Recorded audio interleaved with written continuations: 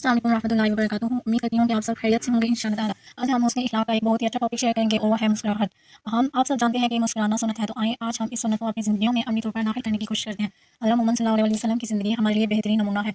अगर आप सीरत का मुताला करें तो हमें पता चलता है कि आप सल्लल्लाहु अलैहि वसल्लम से बढ़कर हम और दो किसी पर नहीं आए हैं। लेकिन इन हालातों में फिर भी वो मुस्कुराते थे। क्यों मुस्कुराते थे? अगर उनके इतने ज़्यादा गम थे तो फिर भी वो मुस्कुराते थे। हम लोग कहते हैं कि गम हो तो इंसान मुस्कुराता नहीं है। हालाँकि कभी-कभार हमें हँसी आ भी होती है, तो फिर भी हम मुस्कुराते नहीं हैं, हँसते नहीं हैं। क्यों नहीं हँसते? क्योंकि हम ये समझते हैं कि हमारा रोग चला जाएगा।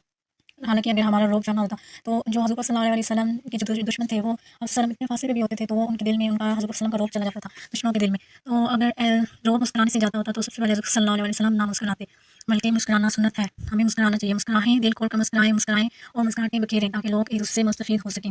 एक जगह अल्लाह पाक का इरशाद है, इस दिन बहुत से चेहरे रोशन होंगे, हँसते हुए खुशो-ख़राम होंगे। तो इस दिन यानी कि क़यामत के दिन, तो अगर हम लोग चाहते हैं ना कि क़यामत के दिन हमारे चेहरे रोशन हो, मुस्कुराते हुए, हँसते हुए, तो हमें जो है ना दुनिया में भी मुस्कुराना है, मुस्कुराहटें बखेरना है। क्योंकि कहते हैं अभी जैसे इंसान दुनिया में होता है, क़यामत में भी वो वैसे ही होता है। अगर हम लोग दुनिया में मुस्कुराएँगे, तो इंशाअल्लाह ताला हम लोग जब क़यामत में उठेंगे, तो हम मुस्कुराते हुए हमारे चेहरे होंगे। तो हम लोग को मुस्कुराना चाहिए, मुस्कुराएँ हर हाल में।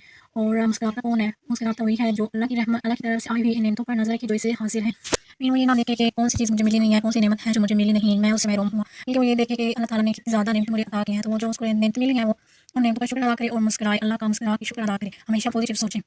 और इसके दिल में दूसरों की भलाई और खैर-ख़वाही होती है। जब हम अल्लाह ताला की नेमतों का शुक्र अदा करेंगे, तो हमारे दिल में ऑटोमेटिकली जो इंसान है, हमारे इर्द-गिर्द दूसरे इंसान हैं, हमारे दिलों में ना उनके लिए भी भलाई और खैर-ख़ाई पैदा होगी। फिर हम मुस्कुराएँगे, जब हम तन्हाई में होंगे तब भी मुस्कुराएँगे और लोगों के सामने भी मुस्कुराएँगे। और तन्हाई में कौन शख्स मुस्कुराता है?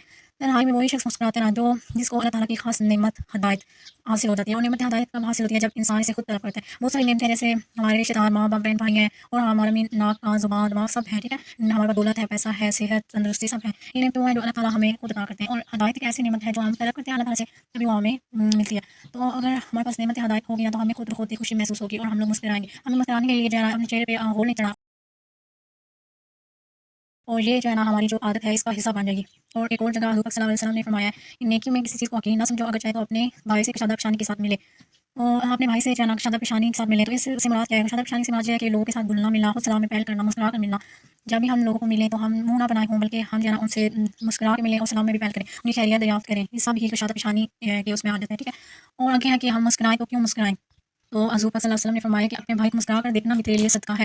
जी हाँ, सदका। तो अगर मुस्कुराना सदका है, तो फिर सदके के कितने फ़ायदे हैं? सदके से हमारी परेशानियाँ दूर होती हैं, मुसीबतें जो है सदका मुसीबतें टाल देता है और सदका जो है ना अल्लाह ताला की रज़ा सदके से हासिल होती है।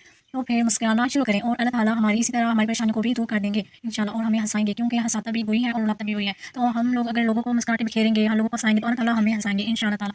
एक सहाबी कहते हैं कि मैंने रसूल सल्लल्लाहु अलैहि वसल्लम से ज़्यादा किसी को भी मुस्कुराते हुए नहीं देखा। बस हमने भी ये दोनों चीज़ें अपनानी है और इनको बैलेंस भी करना है। ऐसा ना हो कि हम मुस्कुराते रहें और लोग हमारी मुस्कुराहट का गलत फ़ायदा उठाते रहें और हम उनको बढ़ावा देते रहें और वो गलत और बुरे काम करते रहें कि जी इन्होंने तो कुछ कहना नहीं है, तो ऐसा नहीं करना, हमने इसको बैलेंस करना है। तो जैसे कि आप सल्लल्लाहु अलैहि वसल्लम ने फरमाया कि मुतअद्दिल का रास्ता अपनाएँ, मुतअद्दिल का रास्ता ही बेहतरीन रास्ता है।